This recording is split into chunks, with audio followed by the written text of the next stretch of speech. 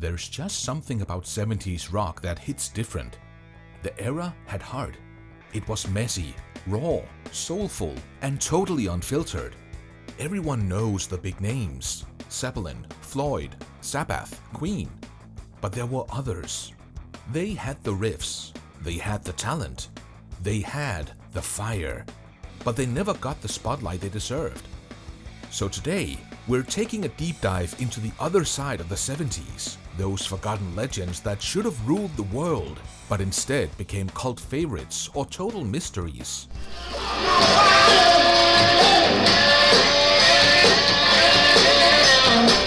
Before Glenn Hughes went full rock star with Deep Purple, he was laying down funky hard rock grooves with Trapeze. This band had soul, swagger, and serious chops. Their 1970 album Medusa? Criminally underrated.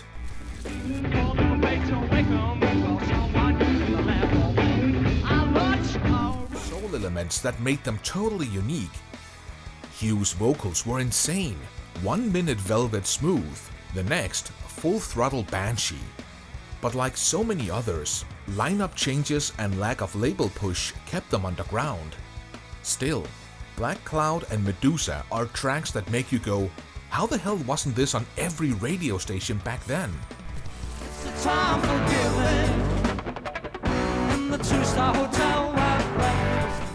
If David Bowie and Pink Floyd had a weird genius baby, it'd be Bebop Deluxe.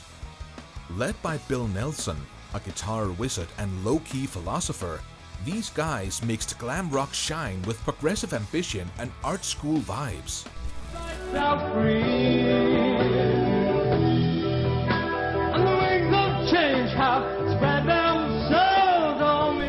They never really had a breakthrough single, which is wild considering how catchy Ships in the Night is. Their albums like Sunburst Finish and Axe Victim were loaded with creativity. They were a little too smart for mainstream rock and a little too shiny for prog purists, but that's what made them special.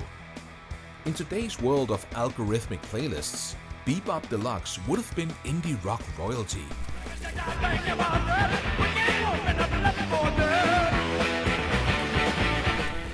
Before Metallica ever plugged in, there was Sir Lord Baltimore. This band was loud, like melt your face loud. Formed in Brooklyn, these guys dropped their debut, Kingdom Come, in 1970 and basically invented speed metal before it was a thing.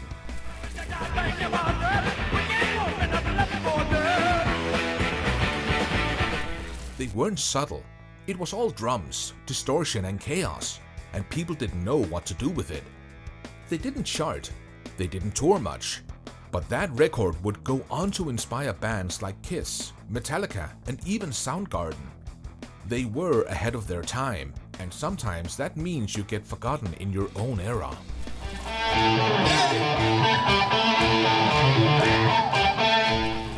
Okay, let's talk about Growers of Mushroom. No, not a gardening show. This is the 1971 debut album from British rockers Leaf Hound. It's a cult classic now, but back then, barely anyone heard it. They had those fuzzy, blues-driven riffs that Sabbath fans would eat up. And their vocalist, Peter French, had the perfect mix of soul and snarl. But they fell apart almost immediately after the album dropped.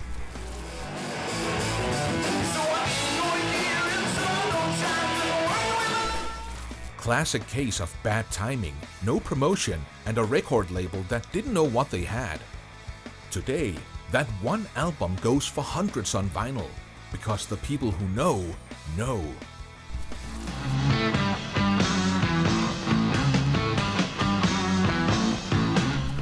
If you've never heard of Frank Marino, prepare to have your mind blown. This guy shredded harder than half the famous guitarists we always hear about. His band, Mahogany Rush, was kind of like a Canadian answer to Hendrix, but with more psychedelic edge and speed.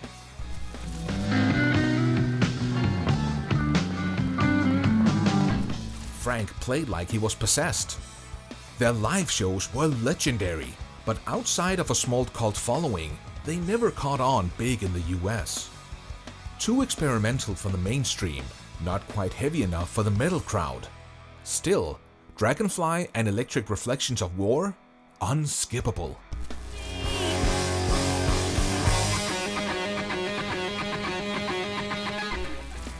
Let's head to Wales for a second. Budgie is one of those bands that metal musicians worship, but hardly anyone knows. They were quirky, heavy, and unafraid to experiment. Picture Black Sabbath jamming with early Rush, and you've got Budgie.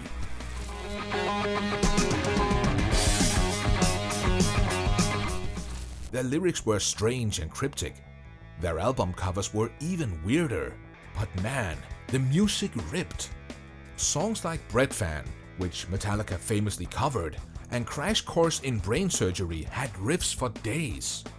But despite their innovation, Budgie never got the big label push or radio airplay they needed. Still, they left fingerprints all over the heavy metal scene. Just ask any thrash or prog metal band where they got their sound.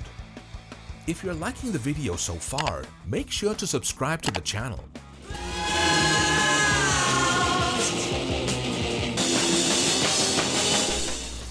Stray never made it big, but man, they should have. Formed in London when the band members were still teenagers, Stray had all the ingredients. Heavy riffs, melodic hooks, and killer energy. Their early 70s album like Suicide and Saturday Morning Pictures were packed with gritty guitar work and soaring choruses that could rival any stadium act.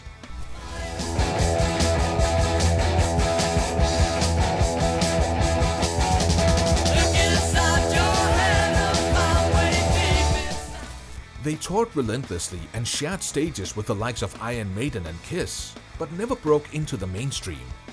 Maybe they didn't have the right manager. Maybe they were just a little too ahead of their time. But if you love bluesy hard rock with a touch of prog, Stray is pure gold.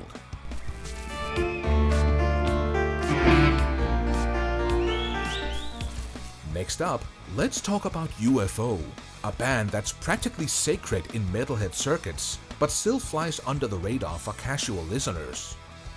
UFO was born in the UK and started out doing space rock. Yeah, the trippy kind with swirling sounds and cosmic themes. But things really kicked into gear when German guitar god Michael Schenker joined the crew.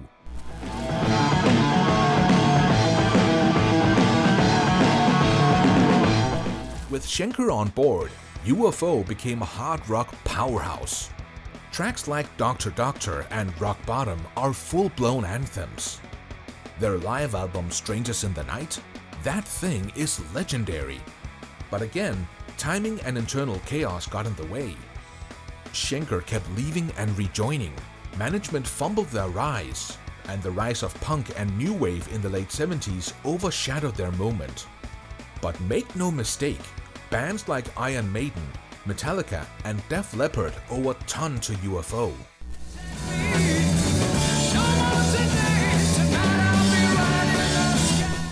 Let's finish off with one of the weirdest journeys in rock history. Lucifer's Friend was a German band with a British singer and a total genre-hopping problem.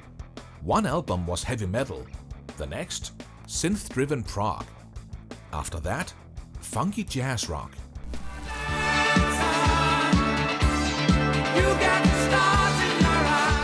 Their 1970 debut was dark, heavy, and way ahead of its time. Black Sabbath fans would have gone nuts for it. But every time they built a following, they'd switch sounds and lose half their fans. Still, they were fearless. And albums like Banquet and Lucifer's Friend are time capsules of a band that refused to stay in one lane. So the next time you're scrolling through a playlist, take a detour, type in one of those names, fall down the rabbit hole. Because forgotten doesn't mean gone. And in rock and roll, legends never really die, they just wait to be rediscovered. So who did you like the most? Let us know in the comment section below and make sure to like the video.